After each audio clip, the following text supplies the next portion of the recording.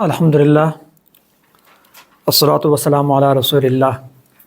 اما بعد اعوذ باللہ من الشیطان الرجیم بسم اللہ الرحمن الرحیم انا عرضنا الامانة علی السماوات والارض والجبال فابین ان یحملنها واشفقن منها وحملها الانسان انه کان ظلوما جہولا۔ قال اللہ تبارک وتعالی فی مقام آخر الف لام را کتاب انزلناہ الیک لتخرج الناس من الظلمات الی النور باذن ربهم الى صراط العزیز الحمید۔ وقال النبی صلی اللہ علیہ وسلم خیرکم من تعلم القرآن وعلمہ۔ صدق اللہ العظیم۔ ہم نے قرآن مجید کی دو آیتیں لی۔ ایک آیت میں نے آپ کے سامنے پڑھی کہ انا عرضنا الامانۃ علی السماوات والارض والجبال فابین ان یحملنها واشفقن منها وحملها الانسان انه کان ظلوما جہولا، جس میں اللہ تبارک و تعالیٰ فرماتے ہیں کہ ہم نے آسمانوں اور زمین اور پہاڑوں کے سامنے امانت پیش کی قرآن کی، اور پھر انہوں نے اس کے اٹھانے سے انکار کر دیا اور اس سے ڈر گئے کہ وہ تو ڈر گئے لیکن انسان نے اسے اٹھا لیا، اور فرمایا کہ بے شک انسان جو ہے وہ بڑا ظالم اور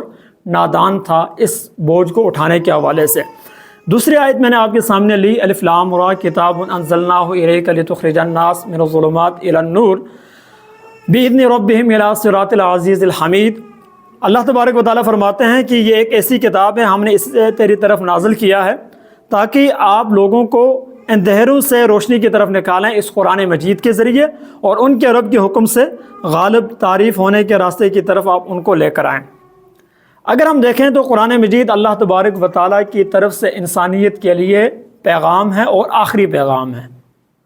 قرآن مجید ہماری زندگی، جب ہم اس قرآن مجید کے ساتھ اپنی زندگی کو جوڑ دیتے ہیں تو ہماری جو عظمت ہے وہ مزید بڑھ جاتی ہے۔ مثال اکثر دے دیتے ہیں اس کپڑے کی، جو ایک عام کپڑا ہوتا ہے اور وہ کپڑا جو قرآن مجید کا غلاف بنتا ہے اس کپڑے میں بڑا جو ہے فرق پڑ جاتا ہے۔ وجہ کیا ہے؟ کوالٹی کپڑے کی ایک ہی جیسی ہوتی ہے لیکن نسبتیں بدل جاتی ہیں۔ جس کی نسبت قرآن سے جڑ جائے تو وہ کپڑا بھی اگر ہے تو اس کی اہمیت بڑھ جاتی ہے۔ تو جو انسان قرآن مجید کو اپنی زندگی میں لے کے آتے ہیں تو اللہ تبارک و تعالیٰ ان کی جو جو عظمتیں ہیں اس کو بھی بڑھا دیتے ہیں۔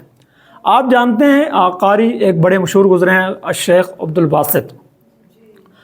ان کے حوالے سے ہمارے ایک مربی ہیں، وہ یہ بیان کرتے ہیں کہ وہ ان کے ساتھ ایک مہینہ جو ہے امریکہ کے اندر کسی اسلامک سنٹر کے اندر رہیں، تو فرماتے ہیں کہ ایک جگہ ایسا ہوا امریکہ کے کسی شہر کے اندر کوئی 500-600 لوگوں کو بلایا گیا وہاں، اور قرآن مجید کے حوالے سے وہاں ایک پروگرام تھا، اور وہ جو ہمارے مربی تھے ان کا کام تھا وہ جو قرآن قاری عبد الباسط صاحب پڑھتے تو یہ اس کی ٹرانسلیشن انگلش میں اور دیگر زبانوں کے اندر اس کو وہ کر رہے ہوتے تھے۔ وہ کہتے ہیں کہ امریکہ کے اندر یہ پروگرام ہوا اور ہم نے یہ دیکھا کہ جب انہوں نے قرآن مجید کی تلاوت شروع کی تو وہاں وہ جو 400-500 بندہ، وہاں بچے بھی تھے، خواتین بھی الگ سائڈ پہ تھے، تو کوئی ایسا نہیں تھا کہ جس کی آنکھوں سے جو ہے وہ آنسو گر نہ رہے ہوں۔ اللہ تبارک و تعالیٰ نے قرآن کے اندر تاثیر اس طرح کی رکھی ہے۔ فرماتے ہیں کہ وہ ایک آیت ہے قرآن مجید کی سورہ آل عمران کی وَمَرْيَمَ ابْنَتَ عِمْرَانَ الَّتِي أَحْصَنَتْ فَرْجَهَا، وہ اس کی جب تلاوت کرنے لگے تو کہتے ہیں کہ وہ خواتین پردے میں بہت دور بیٹھی تھی، وہاں پر اتنے زور و قطار وہ رونے لگی کہ ان کی آوازیں جو ہیں وہ ہمارے تک پہنچنے لگی۔ یہ امریکہ کے شہر کے اندر کی بات ہیں۔ فرماتے ہیں کہ ایک دفعہ کسی نے قاری عبد الباسط صاحب سے سوال کیا کہ آپ یہ بتائیں کہ آپ نے قرآن کا کوئی معجزہ دیکھا ہے، کیونکہ آپ قرآن کو بہت پڑھتے ہیں؟ تو انہوں نے کہا بے شمار معجزے دیکھے ہیں۔ تو پوچھنے والے نے ان سے استفسار کیا کہ کوئی ایک آدھ معجزہ ہم سے شیئر کریں وہ جو آپ بتا سکیں ہمیں۔ قاری عبد الباسط کہنے لگیں کہ یہ وہ وقت تھا مصر کا کہ جب جمال عبد الناصر وہاں کے جو ہے وہ سربراہ تھے مصر کے، وہ کہتے ہیں کہ ان کا روس کے ساتھ، ریشیا کے ساتھ بڑے اچھے تعلقات تھے اس ٹائم میں، تو وہاں ان کا آنا جانا رہتا تھا۔ وہاں کمیونسٹ حکومت تھی، تو جمال عبد الناصر سے وہاں کے صدر نے کہا کہ کیا آپ کس طرح کے مسلمان ہو، دن بدن جو ہے وہ پستیوں کی طرف جا رہے ہو، حالات آپ کے بن نہیں رہے ہیں، تو بہتر یہ ہے کہ آپ اسلام کو چھوڑ دو، اس قرآن کو چھوڑ دو، ادھر ہماری طرف آ جاؤ، ہماری یہ جو ریڈ بک ہے اس کو لے لو، تو ترقیاں اور یہ سارے معاملات آگے بڑھیں گے۔ تو جمال عبد الناصر کہتے ہیں کہ میں نے اپنے حساب سے جواب تو دیا، لیکن مجھے دل میں ایک یہ بات رہی کہ میں کوئی خاص مطمئن کرنے والا جواب نہیں دے سکا۔ وہ کہتے ہیں کہ جب ہم مصر واپس پہنچے تو وہاں انہوں نے دوبارہ جب کوئی میٹنگ کچھ ٹائم کے بعد وہاں روس کے اندر دوبارہ طے ہوئی، تو انہوں نے قاری عبد الباسط کو احکام بھجوائے کہ آپ تیار ہو جائیں کہ فلاں سفر پر ہم نے اکٹھے جانا ہے۔ تو قاری عبد الباسط کہتے ہیں کہ جب انہوں نے یہ حکم مجھ تک پہنچا تو میں بھی تھوڑا پریشان سا ہو گیا کہ اگر میں نے کہیں جانا ہو تو کسی اسلامی ملک کے اندر، سعودیہ کے اندر، پاکستان کے اندر، یا کسی ایسے ملک کے اندر جہاں قرآن پڑھنے پڑھانے کے حوالے سے معاملات ہوں، یہ روس کے اندر میرا کام کیا ہے، رشیا کے اندر۔ تو ان کی طرف سے وہ کہنے لگے کہ جب حکم تھا تو ساتھ چل دیے، اور جب ہم وہاں پہنچے رشیا میں اور وہاں پہلے تو ان کی آپس میں میٹنگ ہوئی، تو میٹنگ کے بعد انہوں نے میرا تعارف کروایا، کہا کہ یہ ہمارے ایک ساتھی ہیں،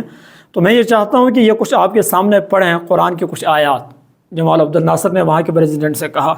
وہ جو لوگ 5-6 کمیونسٹ ان کے سامنے تھے اس پریزیڈنٹ کے سمیت، انہوں نے کہا ہمیں تو سمجھ نہیں آ رہی آپ کیا کہہ رہے ہیں، کیا کرنا، بہرحال جو کہتے ہو وہ کر لو۔ تو قاری عبد الباسط کہتے ہیں کہ میں نے وہاں تلاوت شروع کی اور قدرتاً میرے وہ جو زبان پر آیات آئیں وہ والا رکوع آیا جو حضرت عمر فاروق رضی اللہ تعالیٰ عنہ نے جب بہن کے گھر چھاپا ڈالا تھا، ان کو پتہ چلا تھا کہ انہوں نے اسلام قبول کیا، وہاں وہ جو رکوع تلاوت ہو رہا تھا وہ رکوع جو ہے وہ میں نے یہاں پڑھنا شروع کیا۔ اور جب اس رکوع کو میں نے مکمل پڑھا اور جب اوپر میں نے دیکھا ان لوگوں کی طرف، 5 لوگ ان میں سے تھے کہ 5 کے 5 لوگ روتے ہوئے ان کے جو آنسو ہیں وہ گر رہے تھے۔